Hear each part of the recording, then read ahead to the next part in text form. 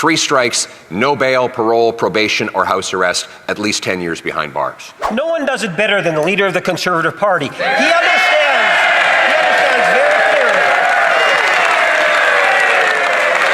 This guy's garage.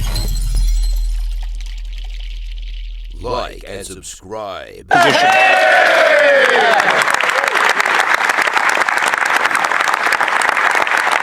beaucoup, Monsieur le Président. Thank you. It is great to be back in the House of the Common People, and this will be my first speech in this Parliament, so let me begin with thank yous. Thank you to my brilliant and beautiful wife, Anaïda, a fierce fighter, a problem solver. She's our very own MacGyver. She can solve any problem.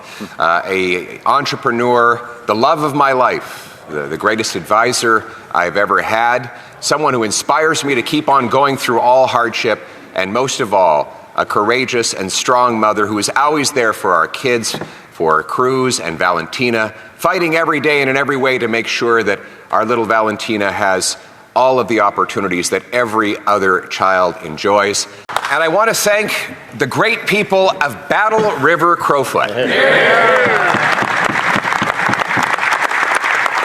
Some people said it must have been a burden to go straight into a by-election campaign right after a national election. I say it was a blessing to spend time with such amazing, extraordinary people. These are the people who feed, power, and protect our country. And they welcomed me with open arms, even though they knew I was a city boy from Calgary, and that Calgary is a long way from Consort, Coronation, or even Camrose. They brought this city boy in and gave him some good rural education.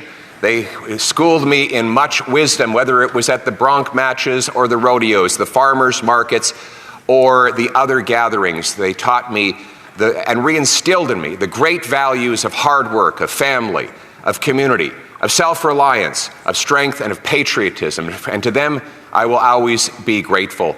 Most of all, I will be grateful to the great Damien Currick, a wonderful patriot who put his country before himself.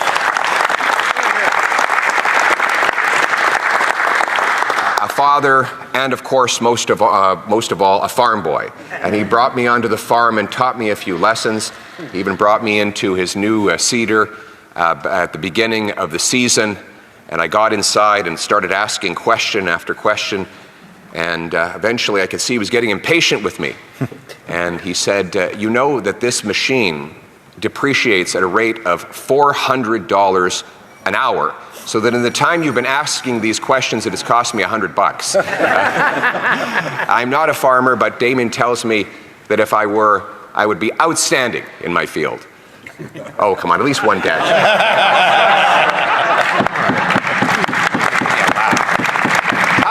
Around here. But this is really the people who feed, power, and protect our country. They feed our nation through the farmers and the ranchers. These are not just any farmers.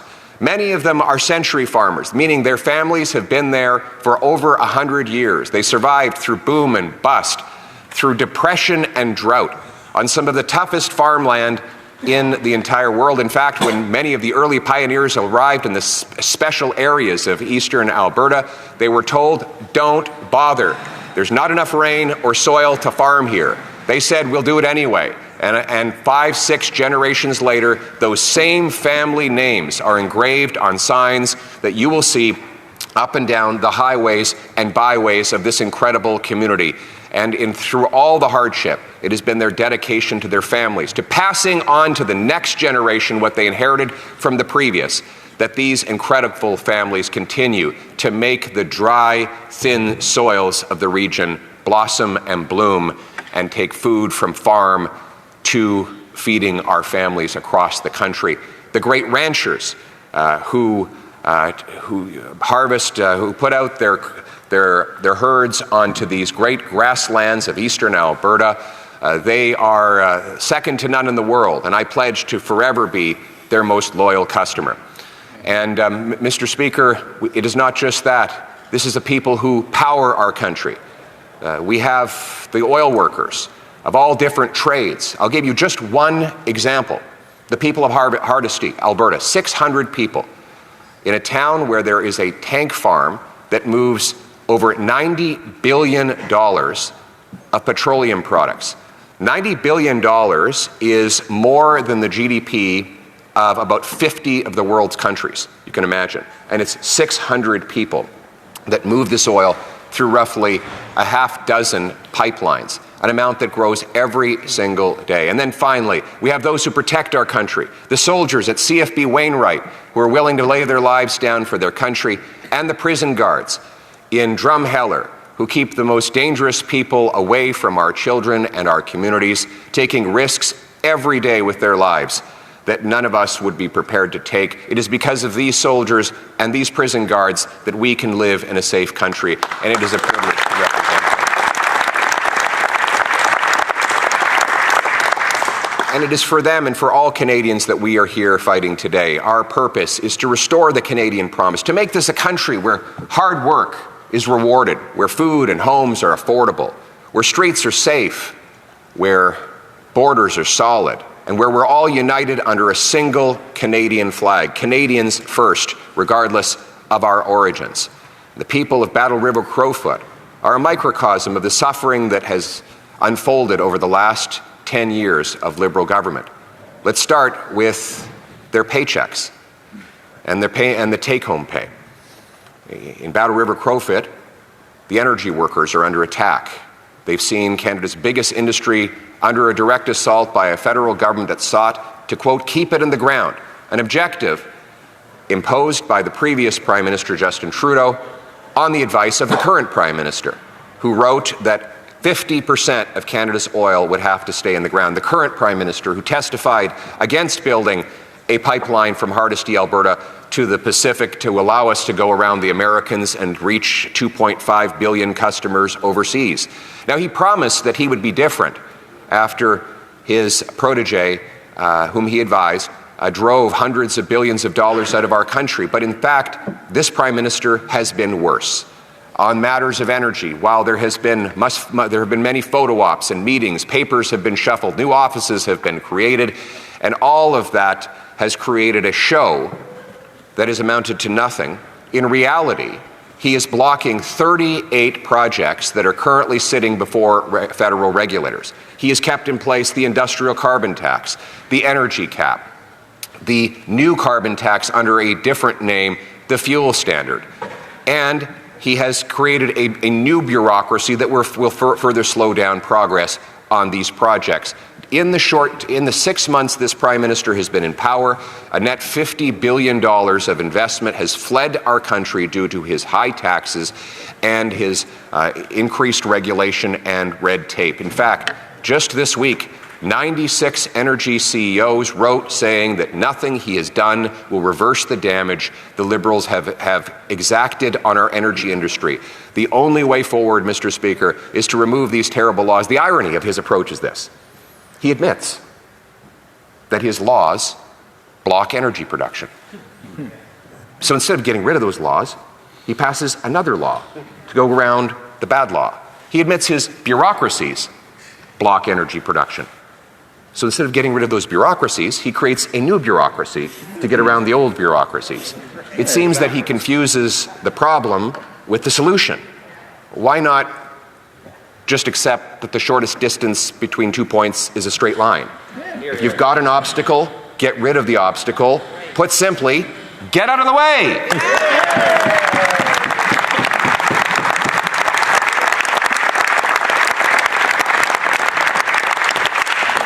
So that is one example of how he blocks people from earning paychecks. And if they should be lucky enough to earn any paycheck at all, then he takes a big bite out of it.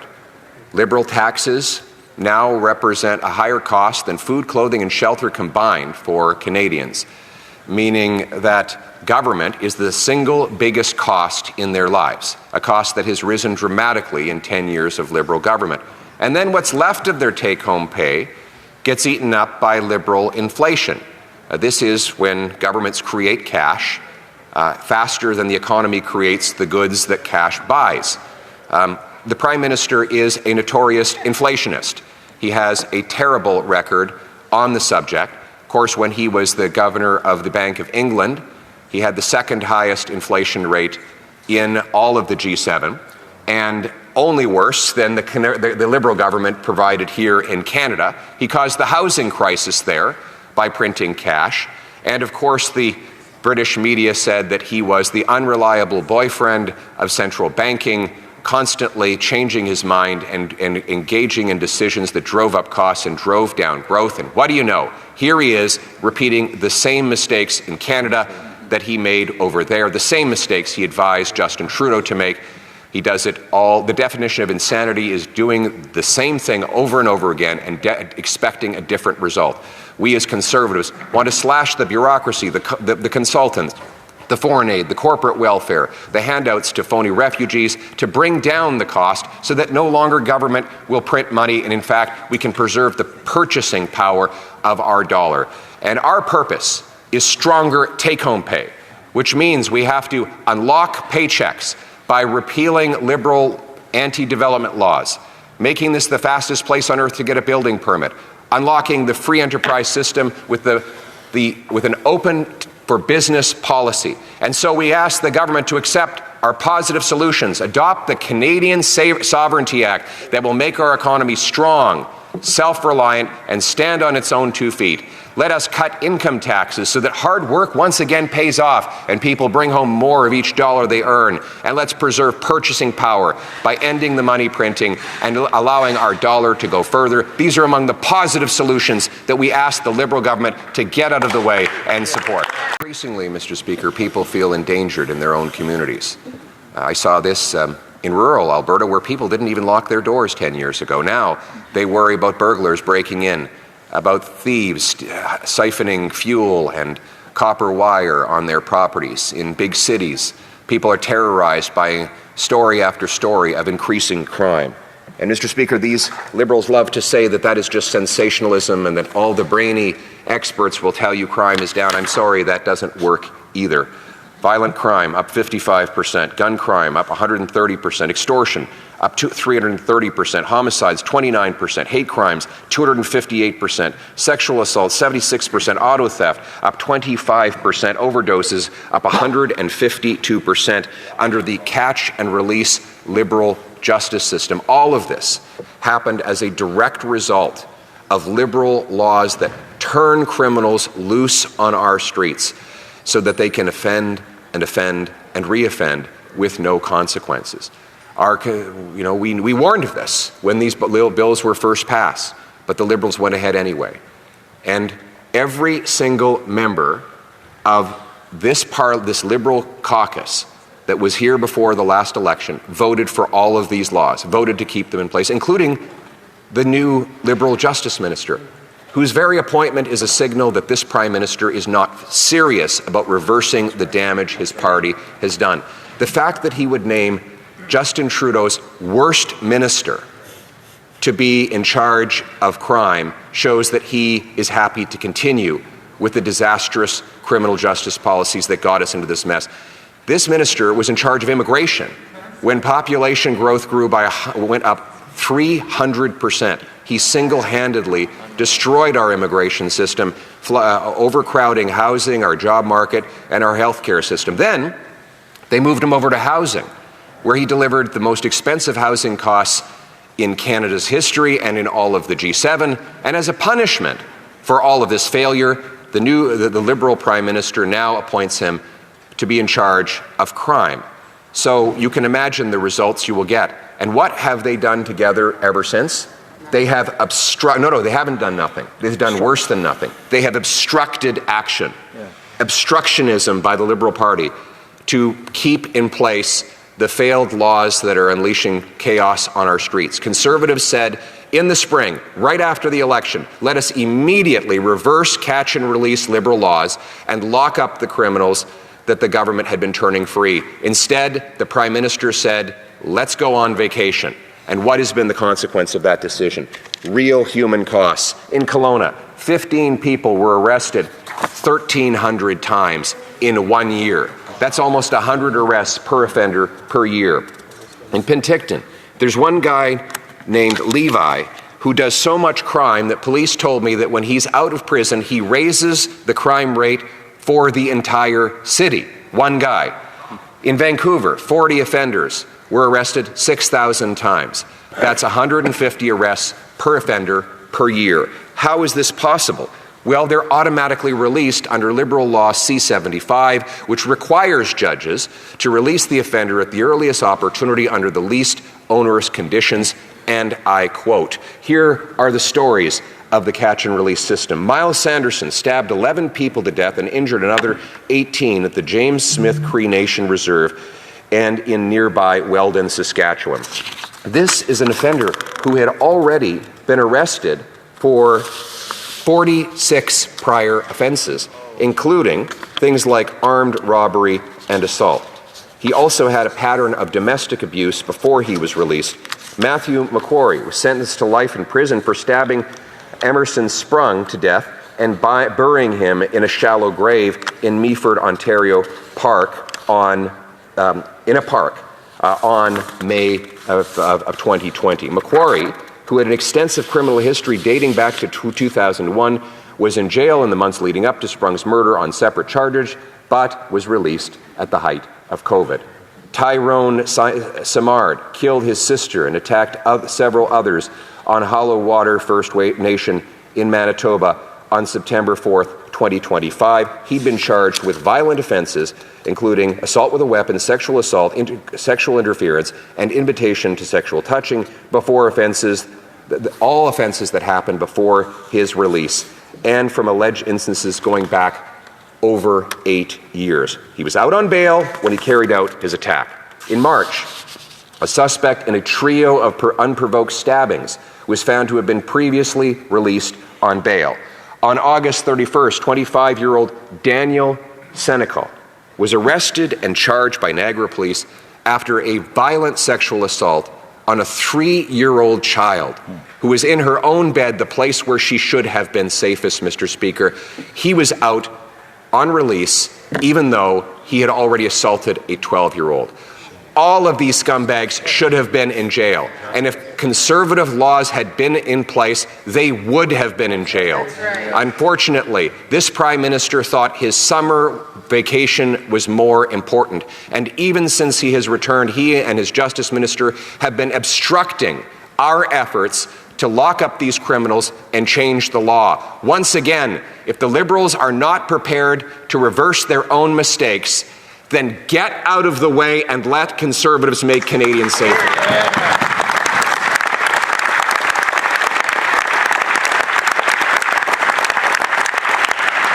We do this not out of hatred for the criminal, but out of love for the victims, out of determination to make our communities safe again. We as Conservatives want to restore a country where hard work pays off with beautiful homes, nutritious food, safe streets, where people are united under a proud flag. We've set 4 main priorities for our return of Parliament: stronger take-home pay, safer streets, secure borders, and a self-reliant nation.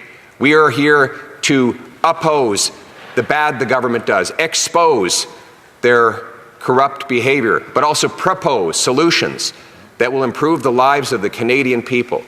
And we call on the government to stop the obstruction, put aside the partisanship, work with us on the solutions that all Canadians have asked for, and bring about the real change that Canadians are demanding.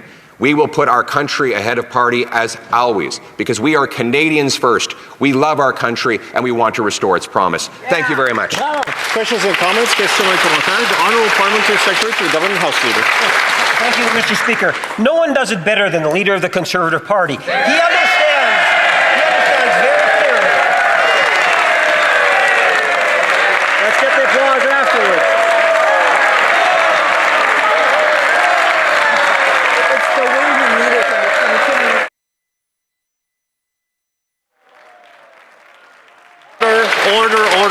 Order. The Parliamentary Secretary. Well, Mr. Speaker, God, the win as of I the was day. saying, when it comes to Conservative Party policy and this leader's approach on crime and safety in the community, the first priority is not Canadians. No. It's raising cash for the Conservative Party. We see numerous emails that go out saying slogans Canadians on crime and what the Conservatives are going to do, all in an attempt to raise money. That's what it is, a cash cow for the Conservatives. We have a Prime Minister, a newly elected Prime Minister that is looking at what Canadians are saying and has made a solemn commitment to Canadians to bring in bail reform before the end of the year. My question to the leader of the Conservative Party, will he put aside his cash ambitions and fundraising and make a commitment to Canadians, as the Prime Minister has, that he will at the very least allow bail reform legislation to go to committee if it is introduced this year before the end of the year? Will he make that commitment to Canadians today? Bravo! The Leader of the Official Opposition. Well, Mr. Speaker, allow me to begin by thanking the member for his kind words at the very beginning. He stated half a sentence that was right, and that proves that even a broken clock is right twice a day, Mr. Speaker.